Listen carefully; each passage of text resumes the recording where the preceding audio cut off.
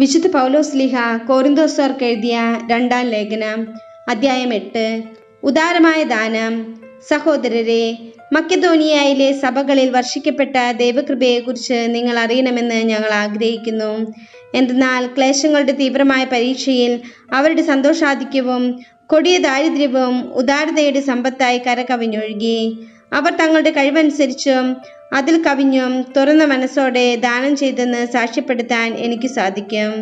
വിശുദ്ധരെ ശുശ്രൂഷിക്കുന്നതിനുള്ള ഭാഗ്യത്തിൽ തങ്ങളെ കൂടി ഭാഗഭാക്കുകളാകണമെന്ന് അവർ ഞങ്ങളോട് തീവ്രമായി അപേക്ഷിച്ചു. ഇത് ഞങ്ങൾ പ്രതീക്ഷിച്ചത് പോലെ ആയിരുന്നില്ല. പ്രത്യുത ആദ്യമേ തന്നെ അവർ തങ്ങളെ തന്നെ കർത്താവിനും ദൈവഹിതമനുസരിച്ച് ഞങ്ങൾക്കും സമർപ്പിച്ചു. അതനുസരിച്ച് തീത്തോസ് നിങ്ങളുടെ ഇടയിൽ ആരംഭിച്ചിട്ടുള്ള കാരുണ്യപ്രവർത്തനങ്ങൾ പൂർത്തിയാക്കാൻ ഞങ്ങൾ അവനോട് അഭ്യർത്ഥിച്ചു. നിങ്ങൾ എല്ലാ കാര്യങ്ങളിലും വിശ്വാസത്തിലും പ്രഭാഷണത്തിലും വിജ്ഞാനത്തിലും സമ്പൂർണമായ ഉത്സാഹത്തിലും ഞങ്ങളോടുള്ള സ്നേഹത്തിലും മികച്ചു നിൽക്കുന്നത് പോലെ ഈ കാരുണ്യ പ്രവർത്തനങ്ങളിലും മികച്ചു നിൽക്കുവേൻ.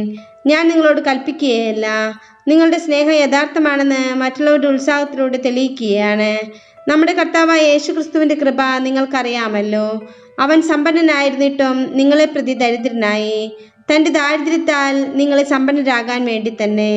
1 വർഷം മുമ്പേ നിങ്ങൾ അഭിലഷിക്കാനും പ്രവർത്തിക്കാനും തുടങ്ങിയ ഈ കാര്യം ഇപ്പോൾ പൂർത്തിയാക്കുന്നത് ഉത്തമമായിരിക്കുമെന്ന് ഞാൻ ഉപദേശിക്കുന്നു.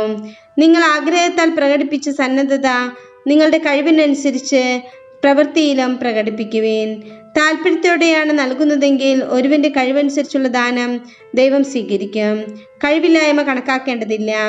മറ്റുള്ളവർ കഷ്ടപ്പെടരുതെന്നും നിങ്ങൾ കഷ്ടപ്പെടണമെന്നുമല്ല ഞാൻ അർത്ഥമാക്കുന്നത്. അവരുടെ സമൃദ്ധിയിൽ നിന്ന് നിങ്ങളുടെ കുറവ് നികത്തപ്പെടുന്നതിന് നിങ്ങളുടെ ഇപ്പോഴത്തെ സമൃദ്ധിയിൽ നിന്ന് അവരുടെ കുറവ് നികത്തണമെന്നും അപ്രകാരം സമത്വമുണ്ടാകണമെന്നുമാണ്.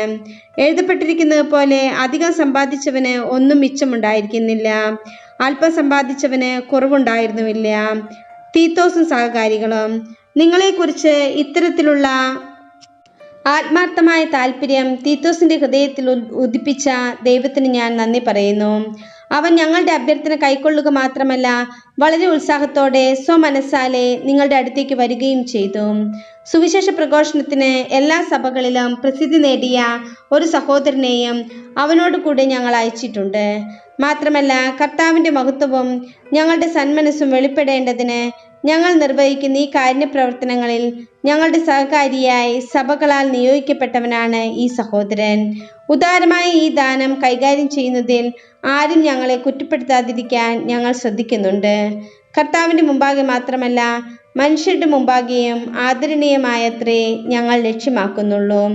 പല കാര്യങ്ങളിലും ഉത്സാഹിയാണെന്ന് ഞങ്ങൾ പലതവണ പരീക്ഷിച്ചറിഞ്ഞ ഞങ്ങളുടെ ഒരു സഹോദരനെ കൂടെ അവരോടൊത്ത് ഞങ്ങൾ അയച്ചിട്ടുണ്ട്. നിങ്ങളിലുള്ള ഉത്തമ വിശ്വാസ നിമിത്തം ഇപ്പോൾ അവൻ പൂർവോപരി ഉത്സാഹിയാണ്. തീത്തോസിനെ പറ്റി പറഞ്ഞാൽ നിങ്ങളുടെ ഇടയിലെ ശുശ്രൂഷയിൽ എൻ്റെ പങ്കുകാരനും സഹപ്രവർത്തകനുമാണ് അവൻ. ഞങ്ങളുടെ സഹോദരന്മാരാകട്ടെ സഭകളുടെ അപ്പോസ്തലന്മാരും ക്രിസ്തുവിൻ്റെ മഹത്വവുമാണ്.